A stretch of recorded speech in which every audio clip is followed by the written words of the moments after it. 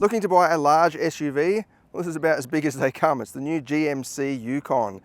Just under 5.4 meters long and just over 2 meters wide, featuring a 6.2 litre small block Chevy V8 engine. It looks cool, very American. It's got the big slab front end. Actually, the whole body is like a giant slab, really, kind of like a Cadillac Escalade. And around at the back, you've got some elegance there with some polished metal trimmings with quad outlet exhausts. There's just one variant on sale in Australia, the Denali. Prices start from $174,990. I think that's the biggest sort of problem with this. Great package, awesome engine, obviously heaps of room inside, but 175 grand, that is a lot of money. You can get yourself a Range Rover or even close to a Porsche Cayenne for this sort of money. I just don't know if, yeah, I mean, you'd have to be a serious American vehicle fan or just need absolute size. Like even these wheels, 24-inch rims wrapped in 285/40 tires, absolutely massive. Comes standard with the fold-out steps. That'll pop down each time you open the door and automatically retract when you close the door and drive off. You can actually turn that off as well if you don't like it. Because it's a little bit weird, you open the door, if you're in a bit of a rush, you can sort of trip up it while it's still deploying. And then yeah, inside it is absolutely massive in here. Even the touchscreen just drops down from the dash. I don't mind the design, it's not quite a tacked on screen. It seems like it's designed within the dashboard, like the way this trim comes across and then cascades down there. So it's not just a tablet stuck on, but yeah, pretty much all the controls are within that screen. And then yeah, one of the stars of the show here is the V8. So 313 kilowatts, 624 Newton meters. The torque isn't that strong actually for today's standards, like the diesel Land Cruiser's got 700 Newton meters, but yeah, 313 kilowatts. And that sound, I mean, it's got a soft limiter. But when you're out on the highway or something like that, put your boot in, it just, yeah, sounds awesome. Yeah, and then this touchscreen, it's pretty basic in terms of the graphics, but you can have Android Auto or Apple CarPlay, and you've got the climate controls down here, which remain there even if you have Android Auto or whatever running. So it is kind of like having permanent buttons anyway. You've got a wireless phone charger down here as well, massive center console box, and then for the driver, you've got a digital instrument cluster. I can't figure out how to change the display in the middle. So you've got tire pressure warning there, or monitoring with American English, but you've got this little toggle switch and it doesn't actually do anything. Even if you click on it, it doesn't seem to do much. And you've got this button here which changes the display theme. But yeah, obviously I'm doing something wrong, but I thought that that's what would just go through, because I can't see the fuel consumption, for example. And on this side, you've just got the climate controls. I mean the cruise controls. This does come with dual range 4-wheel drive, so you've got 2 high, 4 high and 4L. You've also got an auto mode, so you can drive on tarmac with adaptive 4-wheel drive or all-wheel drive. It's also got height adjustable suspension and the drive modes. So as you go through the different modes, in off-road, it will lift up the body a bit. Now the official specs say it's got 205 millimeters of ground clearance, but I'm pretty sure that's in the default ride height, because yeah, it seems like it's got a lot more than that. I did take this off-road or on the sand to see how it would go. I didn't want to take it up the usual hill climb because yeah, I didn't want to be responsible for those massive wheels, but also I think it's just a bit too big and bulky to take up a small technical track. Although it might get up there, I just didn't want to be responsible for any damage.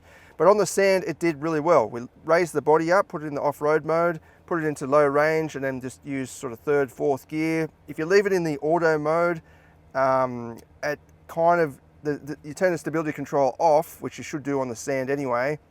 It sort of comes back on and it sort of slows you down a little bit. So at first I was pushing my foot in on the go pedal to try and get it revving out, but it just wouldn't really do that. It still did okay, but then I figured out, put it in low range, then activate the manual mode, then it will stay in the gear and it free spins. So and it did fine. You could actually rev it up and pick up a bit of speed if you wanted to. Climbed a few dunes as well, had no problem at all. I was actually very surprised that it would yeah, get along the sand like that. It's quite boggy sand. This thing weighs just over 2.8 tons, but yeah, it still did very well. And up at the back, obviously, heaps of space for passengers. You've got little touch screens there. You can connect those via HDMI cable. Down here, and you've got USB-C ports, climate control, flip down armrest, cup holders, everything you need for a massive family road trip. You've got cup holders here and there. And then yeah, these seats are adjustable, so you can configure how much room you want in the second and third row. But look at that. I've got no problem with legroom at all. My head's nowhere near the ceiling either. You've got climate vents up in the ceiling, and you've got the grab handle on the pillar, but not on the ceiling. And up at the back, massive boots. You've got almost 3,500 litres according to the specs when you pop down all the seats, the maximum space. But even with the seats up, I'll just show you the, you've got electronic seats here. I need to move that seat forward a little bit.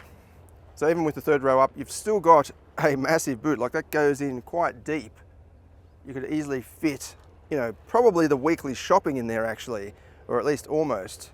And to access the third row, you can flip up the seat, nice and easy. You have to be careful you don't trip over all that stuff.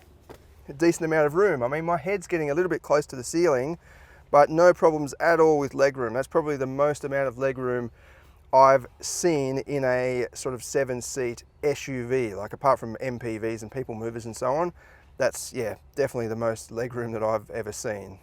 You've got cup holders in the side, little USB-C port as well, and then climate vents in the ceiling. But yeah, definitely a genuine 3-row SUV. I mean, it's actually got 8 seats. There's 3 in the third row, making it the biggest, or one of the biggest SUVs you can buy. All right, let's take it for a drive and see how it goes. Firstly, yes, it does feel pretty big on the road. It's part of the reason why I didn't go down my usual winding road test, just because I'd be concentrating on keeping the vehicle on my side of the lane markings and wouldn't be able to yeah, deliver a very good video. But it can still do it. It's just you got to concentrate a little bit more to keep it in the lanes. It's over 2 meters, as I said. So I probably wouldn't buy this if I lived in the middle of the city, in, you know, running about every day. It's just not made for that. It's not designed for that. It's like using a tomahawk to butter your toast. It's just the wrong tool for the job. Out in the country like this though, it's much more like it. And out on the highway, it just eats up the miles. It cruises along, even though it is shaped like a brick, basically. It has no problem just maintaining highway speed, chugging along that big V8. Yeah, it's actually pretty good on fuel as well on the highway for its size and weight, and for the amount of power it produces as well. So if you're just cruising along, it's not too bad. The fuel gauge doesn't move very quickly, whereas if you floor it, obviously it does start to eat into the fuel.